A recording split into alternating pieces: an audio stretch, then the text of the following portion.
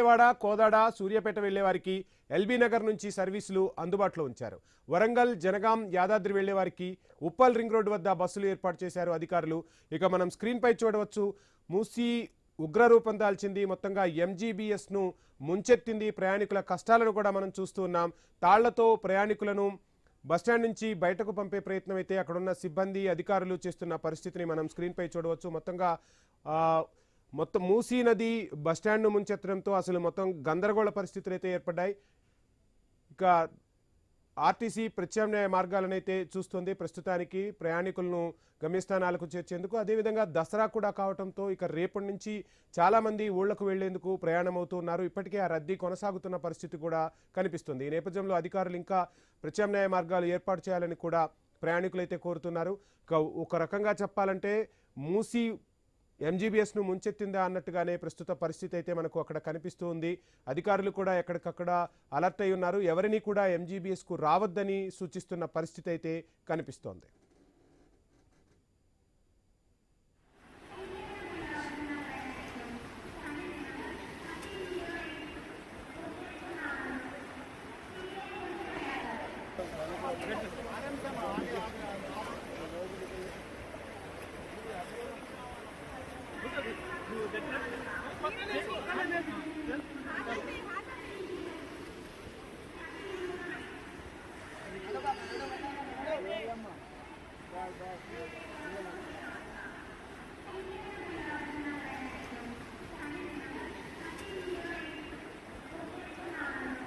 Right, I news screen పై మనం exclusive visuals చూస్తూ ఉన్నాం. ప్రయాణికులను ఒక్కొక్కరిగా తాళ్ల సాయంతో బస్టాండ్ నుంచి బయటకు పంపేందుకు డిఆర్ఎఫ్ సిబ్బంది, అదేవిధంగా అక్కడ ఆర్టీసీ అధికారులైతే ప్రయత్నాలు చేస్తూ ఉన్న పరిస్థితి. ప్రయాణికులు నానా ఇక్కట్లు ఎదుర్కొంటున్నారు. ముఖ్యంగా మహిళా ప్రయాణికుల అవస్థలైతే వర్ణనాతీతం.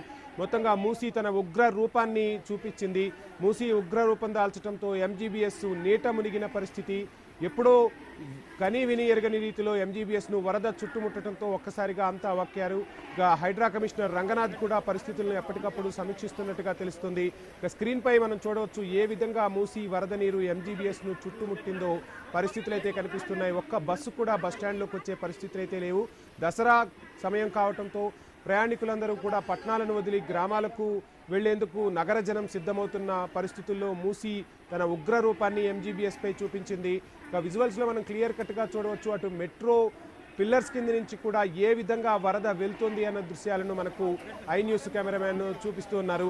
ఇక ప్రస్తుతం ఎంజీబీఎస్లో పరిస్థితిని మనకు డీటెయిల్స్ అందించేందుకు ప్రవీణ్ జాయిన్ అవుతున్నారు. ప్రవీణ్, చూస్తున్నాం ఊరు ఏరు ఏకమైందా అన్నట్టుగా మూసీ ఉగ్రరూపం దాల్చింది.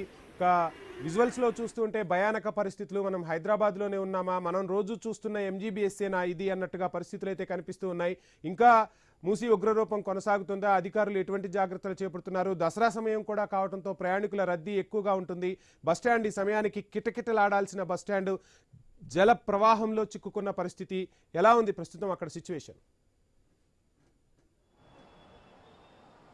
ఎస్ వంశీ, మనం చూసుకుంటే కనుక మొత్తం టోటల్గా కూడా ఆ ఎంజీబీఎస్ ఏదే ఎగువన కురుస్తున్నటువంటి భారీ వర్షాలకు జంట జలాశయాలు ఏవైతే ఉన్నాయో ఆ యొక్క జంట జలాశయాలు నిండు కుండలుగా మారడం చేత అయితే ఇటు ఉస్మాన్ సాగర్, ఇటు హిమాయత్ సాగర్ ఆ రెండు కూడా గేట్లు ఎత్తడం జరిగింది. ఆ గేట్లు ఎత్తడం క్రమం లోపల మొత్తం మూసీ నది ఉగ్రరూపం దాల్చింది. మనం వెనకాల అయితే ఇప్పుడు ఎంజీబీఎస్ బస్ స్టాండ్ దగ్గర ఉన్నాము. ఇదే మూసీ నది ఆ యొక్క ఎంజీబీఎస్ బస్ స్టాండ్ అయితే మొత్తం టోల్గా కూడా ముంచెత్తింది అనేది తెలుస్తుంది. మొత్తం టోల్గా చూసుకోవచ్చు, ఉగ్ర రూపం దాలుస్తూ మొత్తం టోల్గా కూడా అయితే పరవళ్ళు త్రొక్కుతూ వస్తూ ఉన్నటువంటి మూసీ నదిని మనం చూస్తూ ఉన్నాం. అయితే అదేవిధంగా ఆర్టీసీ ఆ బస్ స్టాండ్ని కూడా మనం చూస్తున్నాం. ఎన్నడూ లేనింత ఎప్పుడు కూడా ఆర్టీసీ బస్ స్టాండ్ ఎంజీబీఎస్ అంటేనే అయితే మొత్తం టోల్గా చూసుకోవచ్చు ఎప్పుడు రద్దీగా ఉండే ఎంజీబీఎస్. ఇప్పుడు మనం చూస్తే కనుక మొత్తం టోల్గా ఎంజీబీఎస్ చూసుకోవచ్చు. ప్రయాణికులు లేకుండా బోసిపోయినటువంటి ఎంజీబీఎస్ బస్ స్టాండ్ని మనం ఎక్స్క్లూజివ్గా ఐ న్యూస్ స్క్రీన్ పైన కూడా చూస్తూ ఉన్నాం, మనం చూసుకోవచ్చు. అయితే ఎప్పుడు కూడా రద్దీగా ఉండి ఇక్కడ నుండే అయితే ఈ యొక్క తెలంగాణ రాష్ట్ర వ్యాప్తంగా వివిధ జిల్లాలతో పాటు అయితే మొత్తం టోటల్గా కూడా రాష్ట్ర వ్యాప్తంగా బస్సులు నడుస్తూ ఉంటాయి. అయితే ఇతర రాష్ట్రాలకు కూడా ఇక్కడ నుండి బస్సులు నడుస్తూ ఉంటాయి. అయితే కర్ణాటక కానీ, మహారాష్ట్ర కానీ, ఇటు ఆంధ్ర కానీ, తెలంగాణ రాష్ట్ర వ్యాప్తంగా కూడా సుమారుగా మొత్తం టోటల్గా కూడా వేల సంఖ్యలో ప్రయాణికులు రోజు అయితే ప్రయాణం చేస్తుంటారు. వేల సంఖ్యలో బస్సులు కూడా ఇక్కడ నుంచి రన్ చేస్తూ ఉంటారు. అదేవిధంగా అయితే చూసుకుంటే దసరా హాలిడేస్ కావడం చేత ఊర్లకు వెళ్ళే వాళ్ళు ఉంటారు. హాలిడేస్ కావడం చేత అయితే ఎంత పరిస్థితిని మనం చూసుకోవచ్చు. మొత్తంలో ఎక్కడ చూసినా కానీ ఎంత నిర్మాషంగా కనిపిస్తుంది. మొత్తంలో కూడా సైలెంట్గా ఉన్నటువంటి ఆ యొక్క అయితే ఎంజీబీఎస్ని మనం ఎప్పుడు కూడా చూడలేదు. ఇంత ఎంజీబీఎస్ని ఇప్పుడు మనం చూస్తూ ఉన్నాం. ఎప్పుడు కూడా కరోనా సమయంలో కనిపించినటువంటి ఈ యొక్క ఎంజీబీఎస్ ఇంత ప్రశాంతంగా ఉండేటటువంటి ఎంజీబీఎస్ మళ్ళీ ఇప్పుడు చూస్తున్నాం. అది కూడా వరదల కారణంగానే ఇప్పుడు చూడవలసిన పరిస్థితి వస్తుంది. చూసుకోవచ్చు మనం. అయితే ఎంజీబీఎస్లో ఉన్నటువంటి వరదని అయితే చూపించే ప్రయత్నం అయితే చేస్తున్నాం. చూడొచ్చు. అయితే ఈ విధంగా అయితే ఇప్పుడు వరద మొత్తం టోటల్గా కూడా కాస్త నెమ్మదించినట్టుగా కనబడుతుంది. మొత్తం టోటల్గా రాత్రి 10 గంటల ప్రాంతం లోపల ఇక్కడ ఉన్నటువంటి ఏవైతే ఈ యొక్క తాళ్లు ఉన్నాయో అయితే ఈ యొక్క తాళ్ల సాయం చేత హైడ్రా సిబ్బంది ఈ యొక్క తాళ్లను అయితే కట్టడం జరిగింది. ఈ యొక్క తాళ్ల సాయం చేత అయితే 2000 మంది సుమారుగా 10 గంటల సమయంలో 2000 మంది ఆ యొక్క తాళ్ల సాయంతో ఇక్కడ నుండి రక్షించడం జరిగింది. రక్షించి వాళ్ళని సురక్షిత ప్రాంతాలకు కూడా తరలించారు. హైడ్రా సిబ్బంది కూడా మొత్తం కూడా ఇక్కడ ఉన్నటువంటి దృశ్యాలను మనం చూస్తున్నాం. అయితే మెయిన్గా ఈ యొక్క బస్ స్టాండ్ ఇంత ఘోరంగా మునగడానికి కారణం ఏమై ఉంటుంది మనం చూపించే ప్రయత్నం కూడా చేస్తాను. ఇప్పుడు చూడొచ్చు మనం ఎక్స్క్లూజివ్గా అక్కడ ఏదైతే ఈ యొక్క రిటర్నింగ్ వాల్ ఉందో ఆ యొక్క రిటర్నింగ్ వాల్ తెగిపోవడం జరిగింది. మనం చూస్తూ ఉన్నాం. అయితే మన కెమెరామెన్ విజువల్లో అయితే చూపించే ప్రయత్నం చేస్తున్నాం. ఎక్స్క్లూజివ్గా చూపించే ప్రయత్నం చేద్దాం. ఐ న్యూస్ స్క్రీన్ పైన మనం ఇప్పుడు చూస్తున్నాం. అక్కడ ఏదైతే రిటర్నింగ్ వాల్ ఉందో ఆ యొక్క రిటర్నింగ్ వాల్ మొత్తం టోటల్గా కూడా అయితే కూలిపోవడం జరిగింది, డ్యామేజ్ కావడం జరిగింది. ఆ రిటర్నింగ్ వాల్ డ్యామేజ్ కావడం చేతనే ఈ యొక్క బస్ స్టాండ్ మొత్తం టోటల్గా కూడా ఈ విధంగా జలమయమైనట్టుగా తెలుస్తుంది. మొత్తం టోటల్గా నీట మునిగినటువంటి ఆ బస్ స్టాండ్ నిన్న రాత్రి ఇంకా మోకాల వరకు కూడా నీళ్లు ఉన్నాయి. ఇప్పుడు కాస్త వరద తగ్గినట్టుగా కూడా తెలుస్తుంది. అయితే ఇంకా ఎగువగా భారీ వర్షాలు కురిశాయంటే మాత్రం ఇంకా పరిస్థితి మళ్ళీ సేమ్ అదే విధంగా ఉంటుంది. అక్కడ చూసినటువంటి రిటర్నింగ్ వాల్ ఏదో ఉందో అక్కడ ఇంకా ఫుల్గా ప్రభావం కొనసాగుతుంది. అయితే ఈ యొక్క బస్ స్టాండ్ని కాసేపటి క్రితమే మొత్తం టోటల్గా కూడా హైడ్రా కమిషనర్ రంగనాథ్ పరిశీలించడం జరిగింది. మొత్తం టోటల్గా కూడా అయితే ఎగువనను కురుస్తున్నటువంటి భారీ వర్షాలు ఏవైతే ఉన్నాయో వాటి కారణంగానే ఈ యొక్క మూసికి ఇంత ప్రభావం పెరిగిందంటూ కూడా చెప్పడం జరిగింది. అందు గురించి తక్షణమే మూసి అయితే ప్రక్షాళన చేయడం కూడా అవసరం అంటూ కూడా చెప్తున్నారు. ఎక్కడెక్కడైతే ఈ యొక్క మూసి పర్యాక ప్రాంతాలు ఉంటాయో ఆ మూసి పర్యాక ప్రాంతాల్లో ఉండేటటువంటి ప్రజలను అందరినీ కూడా అలర్ట్ చేస్తున్నాము. ఖాళీలో నీట మునిగినటువంటి ఖాళీ ప్రజలను అంతా కూడా అప్రమత్తం చేసి వాళ్ళని సురక్షిత ప్రాంతాలకు తరలిస్తున్నామంటూ కూడా చెప్పడం జరిగింది. ప్రవీణ్, చూస్తున్నాం మొత్తంగా పురాన్పుల్ కావచ్చు, ముసారంబాగ్ కావచ్చు, ఎంజీబీఎస్ కావచ్చు, ఎక్కడ చూసినా వరద ముంచెత్తుతున్న పరిస్థితులు. మీరు చెప్పినట్టుగా లోతట్టు ప్రాంతాలన్నీ కూడా ఇప్పుడు జలదిగ్బంధంలో చిక్కుకున్నాయి.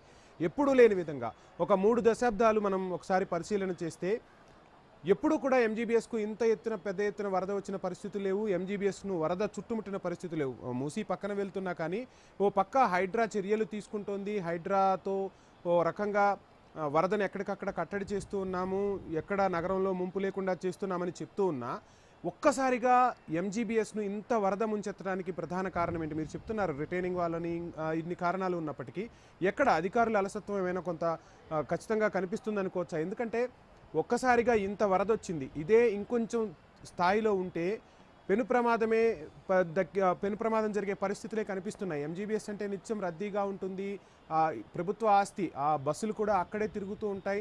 ఎంతోమందిని గమ్యస్థానాలకు చేర్చేందుకు అక్కడ ప్రయాణికులు కానివ్వండి, బస్ స్టాండ్ సిబ్బంది కానివ్వండి, బస్ డ్రైవర్లు కానీ అందరూ ఉండే పరిస్థితి. ఒక్కసారిగా ఇంత వరద చుట్టుముట్టడానికి కారణం ఏంటి? హైడ్రా అధికారులు ఇప్పుడు ఎవరైనా అక్కడ విజిట్ చేశారా? ప్రధాన కారణం అని ఏం చెప్తున్నారు? అంటే ఒక 30 సంవత్సరాల క్రితం వరకు కూడా ఎప్పుడు ఇంతటి దారుణ పరిస్థితులు మనం చూసింది లేదు. ఎస్ వంశీ అయితే హైడ్రా కమిషనర్ కాసేపటి క్రితమే హైడ్రా కమిషనర్ ఐన్యూస్తో మాట్లాడడం కూడా జరిగింది. మొత్తం టోటల్గా చూసుకుంటే అయితే ఎగువన భారీ వర్షం కురిసిన నేపథ్యంలో ఎగువ నుండి వచ్చినటువంటి ఏవైతే జంట జలాశయాలు ఉన్నాయి కదా, ఆ జంట జలాశయాలు నీటితో నిండడం వలన అక్కడ నుండి ఆ గేట్లను వదిలిపెట్టడం జరిగింది. సుమారుగా అక్కడ నుండి రెండు జంట జలాలు కలిపి మొత్తం టోటల్గా 20కి పైగా గేట్లను ఎత్తడం జరిగింది. ఆ నేపథ్యంలో మొత్తం టోటల్గా కూడా ఈ యొక్క వరద మొత్తం టోటల్గా కూడా మూసీ నదికి పోటెత్తింది అని చెప్పడం జరుగుతుంది. అయితే మనం వెనకాల ఎక్కడైతే చూసుకుంటున్నామో ఇది ఆ రిటర్నింగ్ వాల్. ఇది అయితే ఈ రిటర్నింగ్ వాల్ చాలా ఏళ్ల క్రితం కట్టినటువంటిది, ఇది చాలా సంవత్సరాల క్రితం కట్టినటువంటి ఆ యొక్క రిటర్నింగ్ వాల్ అది. అయితే ఆ యొక్క రిటర్నింగ్ వాల్ వర్షానికి మొత్తం తడిచి మొత్తం టోటల్గా కూడా ఇదైపోయింది. చూస్తున్నాం అంత పెద్దగా ఉండాల్సిన రిటర్నింగ్ వాల్ అక్కడ చూసుకుంటే కనుక మొత్తం టోటల్గా అక్కడ చూసుకుంటే కనుక రిటర్నింగ్ వాల్ చూపించే ప్రయత్నం అయితే నేను చేస్తాను. చూద్దాం ఇంకా ముందుకెళ్ళి ఏది ఈ దానికి కారణం అంటే రంగనాథ్ చెప్పిన ప్రకారం అయితే ఈ యొక్క బస్ స్టాండ్లో అయితే ఈ విధంగా జరగడానికి కారణం అయితే అక్కడ చూస్తున్నాం కెమెరాలో విజువల్ ఎక్స్క్లూజివ్గా మన కెమెరామెన్ చూపించే ప్రయత్నం చేస్తున్నారు. రిటర్నింగ్ వాల్ తెగిపోయింది. ఆ యొక్క రిటర్నింగ్ వాల్ తెగిపోవడం వలన ఇక్కడ నీళ్ళు వచ్చాయి అంటూ కూడా చెప్పడం జరుగుతుంది. అయితే ఇంకా నయం అయితే రంగనాథ్ సార్ చెప్పిన ప్రకారంగా చూసుకుంటే రంగనాథ్ చెప్పిన ప్రకారంగా అయితే హైదరాబాద్లో వర్షం కురవలేదు. ఇంకా ఒకవేళ హైదరాబాద్లో వర్షం పడింటే మాత్రం ఇంకా పరిస్థితి ఊహించరానిగా ఉండేటటువంటిది అంటూ కూడా ఐన్యూస్తో చెప్పడం జరిగింది. అదేవిధంగా జిల్లాలో కురుస్తున్నటువంటి భారీ వర్షాలకే అక్కడ ఉన్నటువంటి జంట జలాశయాలు చేరినటువంటి ఏదైతే నీరు ఉందో వాటి వల్లనే ఈ యొక్క ప్రమాదం పొంచి ఉందంటూ కూడా చెప్తున్నారు. ఆర్టీసీ అధికారులు కూడా అయితే ఈ యొక్క పరిస్థితిని సమీక్షిస్తాము. నీటి మొత్తం వాటర్ మొత్తం వెళ్ళిన తర్వాత ఇక క్లీనింగ్ ప్రాసెస్ చూస్తున్నాం. మనం ఎక్కడికక్కడ బురద కిట చేరిపోయినటువంటి దృశ్యాలను మనం చూస్తున్నాం. ఈ యొక్క బురద మొత్తం టోల్గా కూడా ఇదే క్లీనింగ్ ప్రాసెస్ ఉంటుంది. ఈ క్లీనింగ్ ప్రాసెస్ మొత్తం కంప్లీట్ అయిన తర్వాత అయితే రేపు ఉదయం కానీ లేదంటే సాయంత్రం వరకు అధికారులతో ఒక నిర్ణయం తీసుకుంటాం. నిర్ణయం తీసుకున్న తర్వాత ఇది మొత్తం టోల్గా కూడా బస్సుల